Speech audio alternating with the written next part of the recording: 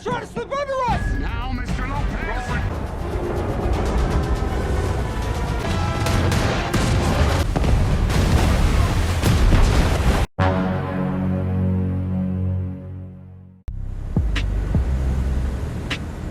Flank. Aye, sir. Sonar starboard flank. Assalamualaikum warahmatullahi wabarakatuh. Apa kabar semuanya? Semoga kalian semua dalam keadaan baik dimanapun kalian berada. Kali ini, saya akan merangkum alur cerita dari sebuah film yang berjudul Greyhound yang dibintangi oleh Tom Hanks yang rilis pada tahun 2020. Jika kalian belum pernah menontonnya, maka saya sarankan untuk kalian menonton filmnya terlebih dahulu, karena video ini adalah full spoiler content. Film ini bercerita tentang perjalanan kapal perang dengan kode nama Greyhound yang memimpin pengawalan kapal armada pasukan dan perbekalan dari Amerika Serikat menuju Inggris, di mana di tengah perjalanan mereka harus bertahan dari serangan kapal selam U-boat milik Jerman. Film ini mengambil setting waktu tahun 1942, di mana saat itu adalah masa Perang Dunia Kedua. Langsung saja kita masuk ke alur ceritanya. Diceritakan seorang tokoh utama yang bernama Ernest menemui kekasihnya yang bernama Evelyn dan terlihat saling bertukar hadiah. Evelyn mendapat hadiah semacam hiasan gantung, sedangkan Ernest mendapat hadiah sendal selop dan miniatur kapal perang tipe Fletcher dari Evelyn sebagai ucapan selamat atas diangkatnya Ernest sebagai komandan di misi yang akan dijalaninya. Ernest berencana akan menikahi Evelyn setelah tugasnya selesai, namun tampaknya mendapat penolakan dari Evelyn. Tiba saatnya hari di mana Ernest memulai tugasnya. Ernest bertugas sebagai kapten kapal perang dengan kode nama Greyhound, sekaligus menjadi komandan dari ketiga kapal perang yang lain, dengan kode nama Harry, Eagle, dan Dickie.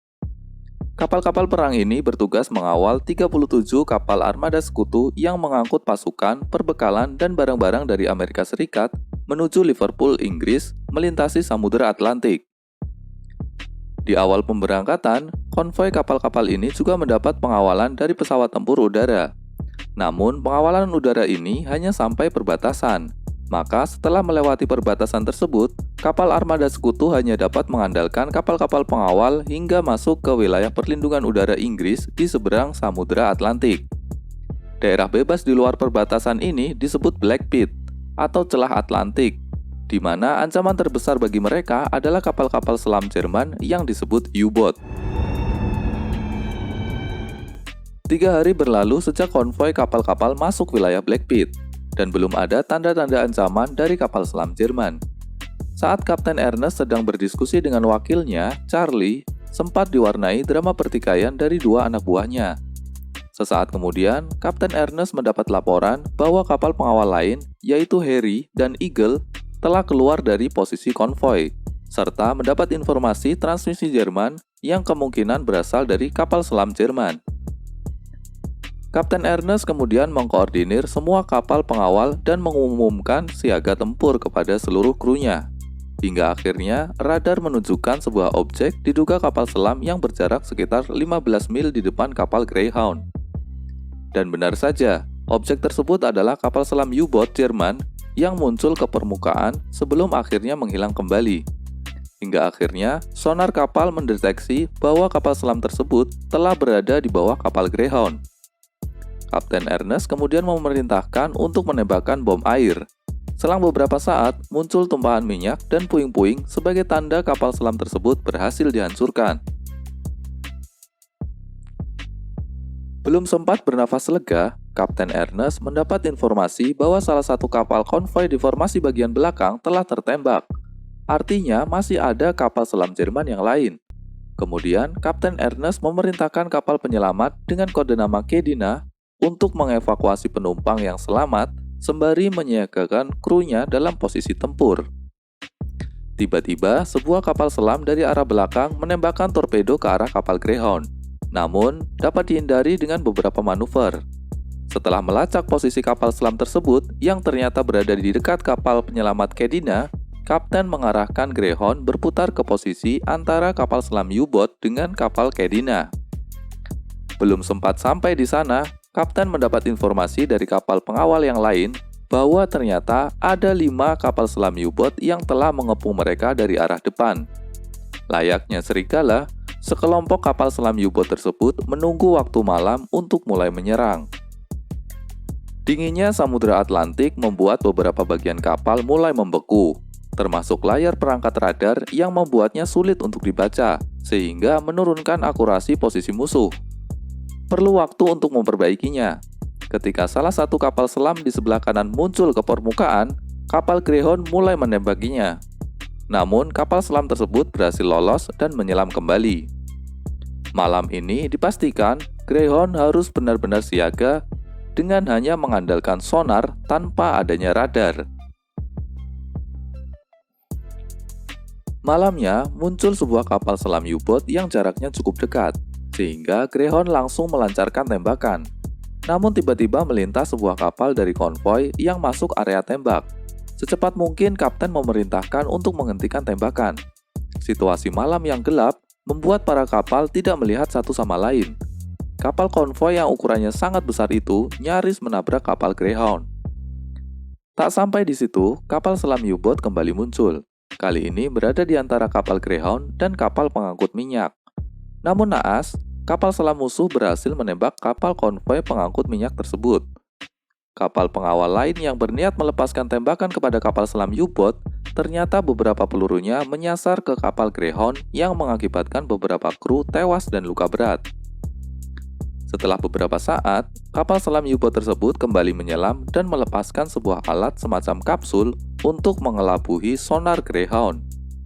Sehingga posisi alat tersebut dianggap sebagai posisi kapal selam. Alhasil, bom air yang dilepaskan Greyhound meledak dengan sia-sia. Tak lama kemudian, kembali meledak sebuah kapal konvoi akibat serangan kapal selam U-boat. Kali ini kapal pengangkut berbekalan. Malam ini tak banyak yang bisa dilakukan oleh Greyhound. Ditambah dengan pasukan U-boat yang masuk frekuensi radio komunikasi mereka yang semakin mengintimidasi seluruh kru kapal. Beberapa tanda SWORD dilontarkan berbarengan dengan beberapa serangan U-boat yang kemudian berhasil menghancurkan beberapa kapal konvoi. Situasi pertempuran di malam ini sungguh sangat mencekam. Pagi harinya, Kapten mendapat laporan bahwa persediaan bom telah habis. Dengan situasi terdesak, Kapten berencana untuk melanggar protokol dengan mempercepat waktu perjalanan dengan bergerak lurus, di mana protokol yang seharusnya adalah tetap bergerak zigzag. Tiba-tiba, 2 torpedo musuh mengarah ke kapal Greyhound, yang akhirnya dapat dihindari dengan beberapa manuver. Kapal pengawal Diki juga ikut membantu dalam pertempuran ini. Kapal selam U-boat musuh terlihat mengalami kerusakan yang memaksanya untuk tetap mengapung. Namun, kapal selam U-boat ini tak kalah cerdik. Ia mengambil jalur tepat di samping kapal Greyhound dan Diki sehingga tidak dijangkau oleh tembakan karena terlalu dekat. Setelah mengambil jarak yang tepat, kapal Greyhound akhirnya berhasil melancarkan serangan dan menghancurkan kapal selam tersebut. Namun, salah satu bagian kapal Greyhound sempat mendapat tembakan, sehingga meledak dan menewaskan beberapa kru. Begitu juga dengan kapal Diki. Beberapa saat kemudian, saat Kapten memimpin prosesi pemakaman bagi para krunya yang telah tewas, ia mendapat laporan bahwa kapal pengawal Eagle telah tertembak musuh. Karena cukup parah, kapal Eagle akhirnya tenggelam. Situasi ini membuat Kapten harus meminta pertolongan Angkatan Udara Inggris lebih awal. Setelah dikonfirmasi, konvoi harus bergerak menuju titik perlindungan yang disebut dengan titik X, dengan waktu tempuh 4 jam. Ketegangan tidak sampai di situ. 2 kapal selam U-boat kembali menghampiri mereka. 2 torpedo diluncurkan bersamaan ke arah kapal Greyhound. Dengan kembali bermanuver, Greyhound mampu menghindarinya. Tembakan dari kapal Greyhound yang mengenai kapal selam U-boat memaksa kapal selam tersebut untuk mengapung. Kesempatan ini langsung dimanfaatkan dengan melancarkan tembakan beruntun. 1 kapal selam U-boat hancur seketika. Kini tinggal 1 kapal selam U-boat terakhir yang masih menjadi ancaman. Namun beruntung, mereka telah masuk jangkauan perlindungan udara pesawat tempur Inggris. Dengan memberikan tanda posisi musuh kepada pesawat, pesawat tersebut kemudian menjatuhkan beberapa bom tepat mengenai kapal selam. Alhasil, kapal selam U-boat terakhir berhasil dihancurkan. Di akhir scene, konvoi memasuki perairan Inggris dan disambut kapal pengawal dari Inggris. Kini pengawalan diambil alih oleh armada kapal pengawal Inggris menuju ke Liverpool. Kapal Greyhound dan kapal-kapal pengawal lain yang dipimpinnya, yaitu Dickie dan Harry, dipersilakan untuk menuju pangkalan laut Londonderry. Film ditutup dengan kapal Greyhound yang mendapat teriakan dan pesan ungkapan terima kasih dari para kru kapal konvoi atas pengawalan dan perjuangannya menghadapi serangan kapal selam U-boat Jerman. Dan film pun tamat. Terima kasih telah menonton video ini. Sampai jumpa di cerita film selanjutnya. Assalamualaikum warahmatullahi wabarakatuh.